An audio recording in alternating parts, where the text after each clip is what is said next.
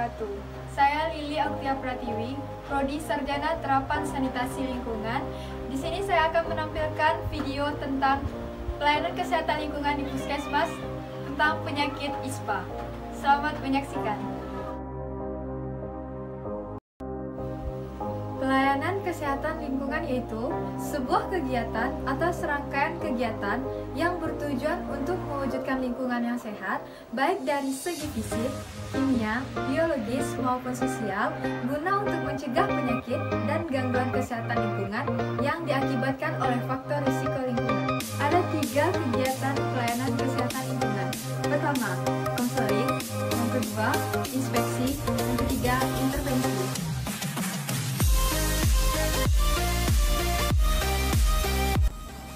Konseling merupakan hubungan komunikasi antara tenaga kesehatan lingkungan dengan pasien yang bertujuan untuk mengenali dan memecahkan masalah kesehatan lingkungan yang dihadapi.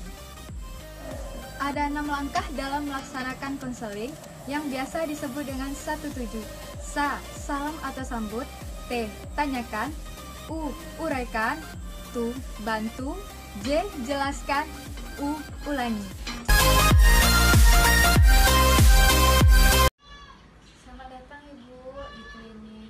Kami. Terima kasih ya Bu sudah datang di klinik kami. Ibu dengan Ibu Fitria ya? Iya Bu. Tadi udah diperiksa ke dokter, katanya Ibu mengalami penyakit ISPA. Iya. Ibu ada mengalami sesak nafas, batuk? Ada Bu. Oh ada. Sudah berapa lama Bu? Sudah kurang lebih 2 bulan. Kurang lebih 2 bulan. Di dalam keluarga Ibu atau di rumah itu berapa orang yang mengalami sakit Bu? Ada saya sama anak bungsu saya Bu, cuma 2 aja. Berdua orang ya? Iya. Keadaan rumah Ibu dalam keadaan gelap atau terang? Terang Bu. Oh dalam keadaan terang ya. Atap rumah Ibu itu nggak memungkinkan masuknya cahaya nggak ke dalam kamar? Enggak Bu. Oh enggak. Di rumah Ibu jendelanya memungkinkan cahaya matahari masuk Bu? Iya Bu. Iya. Di dalam rumah Ibu keadaan rumah atau kamar itu dalam keadaan panas Bu? Enggak Bu. Oh enggak, jadi suhunya normal ya Bu ya? Iya. Terdapat ada ventilasi ya Bu di rumahnya? Oh ada Bu. Ada ventilasi ya. Luas rumah Ibu kira-kira berapa? Lebih dari 8 meter. Oh lebih dari 8 meter ya? Bahan bakar untuk masak itu apa Bu? Ibu biasa gunakan gas, minyak tanah atau arang? Kalau saya gunakan gas Bu. Oh gas ya. Di dapur Ibu terdapat ventilasi juga? Ada Bu. Ada ya. Ibu dengan anak Ibu yang bungsu tadi itu tidur sekamar?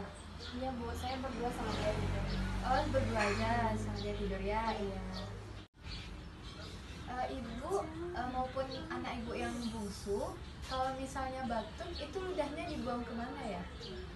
Kalau nggak sempat ke WC, ludahnya Bu, saya pakai tisu aja gitu Bu. Oh pakai Dari tisu situ aja. aja. Kalau misalnya kan pakai tisu itu Ibu, terus kalau buangnya gimana? Disatukan aja gitu sama yang sampah yang lain? Iya Bu. Oh gitu. Ibu kalau setiap kali batuk menutup mulut nggak? Kadang-kadang iya Bu, kadang-kadang enggak. Kadang langsung gitu aja ya Iya. batuknya. Ya. Jadi Ibu, kami mau melakukan kunjungan ke rumah Ibu langsung, mau melihat ke rumah Ibu langsung bagaimana. Bisa kami besok melakukan kunjungan ke rumah Ibu? Bisa Bu. Kira-kira pukul berapa ya Bu? Kira-kira kami besok datangnya jam 9 Bu, jam 9 pagi ya Bu ya? Baik Bu. Baik. Ya Bu, silakan ditandatangan di sini ya Ibu ya. Berarti kita udah sepakat ya Bu ya, besok jam 9 pagi di rumah Ibu ya Bu ya. Iya Bu. Terima kasih ya Bu. Iya, sama-sama. Terima kasih Bu. Iya, sama-sama juga.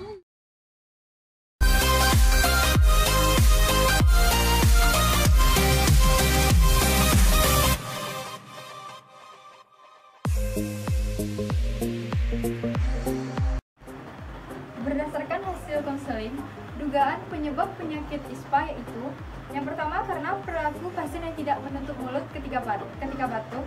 Yang kedua yaitu ventilasi rumah yang tidak memadai. Yang ketiga yaitu rumah dalam keadaan panas pada siang hari. Dan yang terakhir yaitu kebiasaan pasien yang tidak membuka jendela. Saran yang disarankan kepada pasien yaitu memperbaiki lubang penghawaan atau ventilasi, lalu selalu membuka pintu atau jendela terutama pada pagi hari, dan menutup mulut saat batuk, kemudian membuang ludah atau riak pada tempatnya.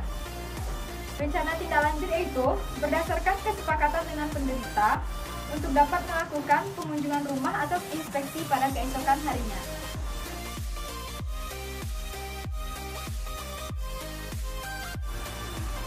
Inspeksi yaitu kegiatan pemeriksaan dan pengamatan secara langsung terhadap media lingkungan dalam rangka pengawasan berdasarkan standar norma dan baku mutu yang berlaku untuk meningkatkan kualitas lingkungan yang sehat. Kegiatan inspeksi kesehatan lingkungan ada 4. Yang pertama, pengamatan fisik media lingkungan. Yang kedua, pengukuran media lingkungan. Yang ketiga, uji laboratorium. Yang keempat, analisis risiko kesehatan lingkungan.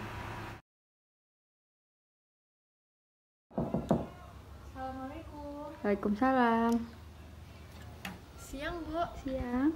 Ini saya dari puskesmas kemarin, Bu, yang mau melakukan inspeksi.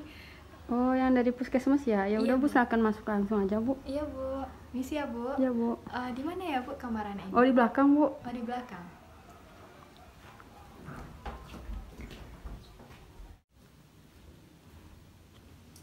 Misi ya. Iya, Bu.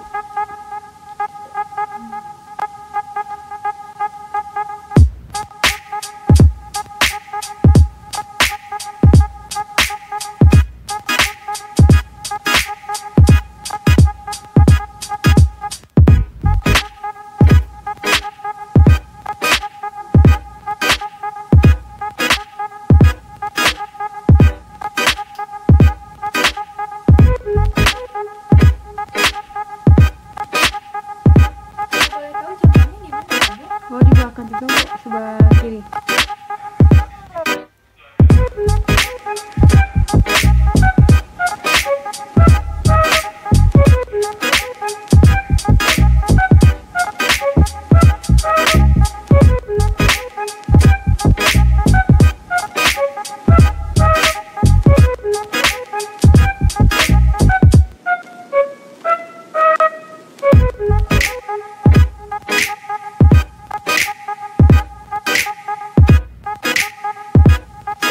Makasih ya, Ibu ya.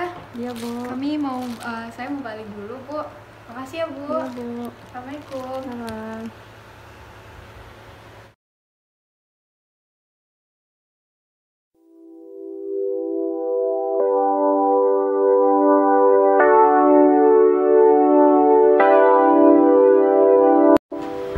Analisis risiko kesehatan lingkungan ada 4. Yang pertama itu identifikasi bahaya.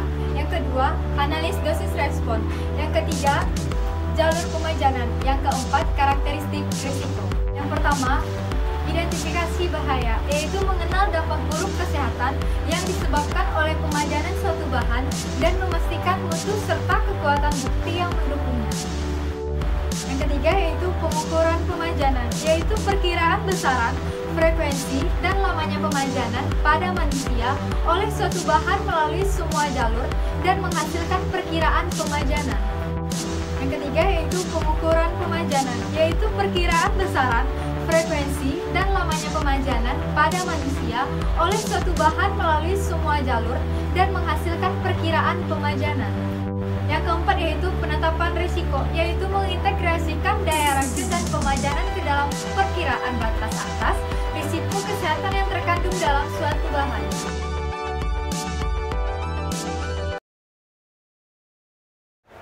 Intervensi yaitu tindakan penyehatan, pengamanan, dan pengendalian untuk mewujudkan kualitas lingkungan yang sehat, baik dari segi aspek fisik, kimia, biologi, maupun sosial. Kegiatan intervensi kesehatan lingkungan ada 4. Pertama, KIE serta pemberdayaan masyarakat. Yang kedua, perbaikan dan pembangunan sarana. Yang ketiga, pengembangan teknologi tepat guna. Yang keempat, rekayasa lingkungan.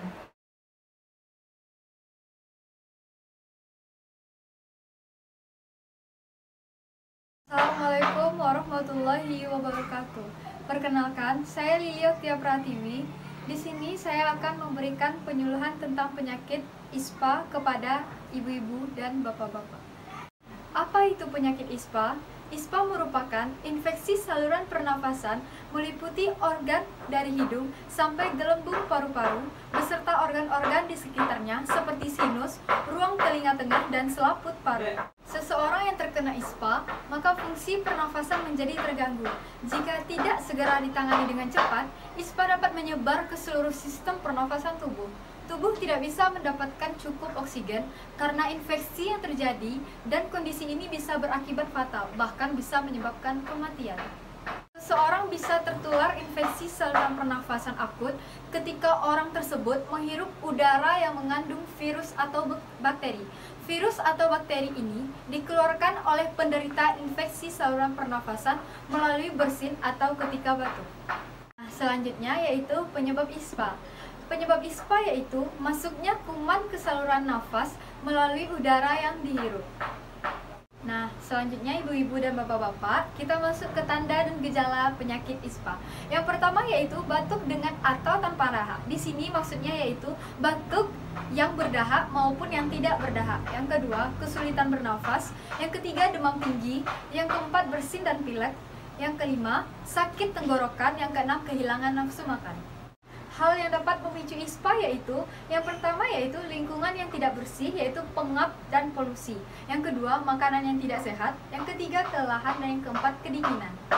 Nah, di sini ibu-ibu dan bapak-bapak, selanjutnya kita akan melakukan pencegahan penyakit ISPA. Apa saja itu? Pertama, sering mencuci tangan dengan sabun dan air yang mengalir. Yang kedua, jangan sering memegang area wajah dan hidung. Yang ketiga, jauhi sumber polusi udara. Yang keempat, menggunakan masker di daerah yang tercemar polusi. Yang kelima, meningkatkan daya tahan tubuh. Nah, jika ada salah satu anggota keluarga kita yang memiliki penyakit ISPA, apa yang harus kita lakukan sebagai anggota keluarganya? Yang pertama yaitu memakai masker bila berpergian. Yang kedua, cuci tangan sesering mungkin dengan menggunakan sabun dan air mengalir. Yang ketiga, hindari area yang ramai dan padat. Yang keempat, hindari polusi udara seperti dekat orang yang merokok. Yang kelima, jaga kebersihan diri dan lingkungan rumah. Baiklah, sekian dari penyuluhan saya. Semoga apa yang saya berikan hari ini dapat bapak-bapak dan ibu-ibu terapkan di rumah. Terima kasih telah mendengarkan. Maaf apabila ada kesalahan. Assalamualaikum warahmatullahi wabarakatuh.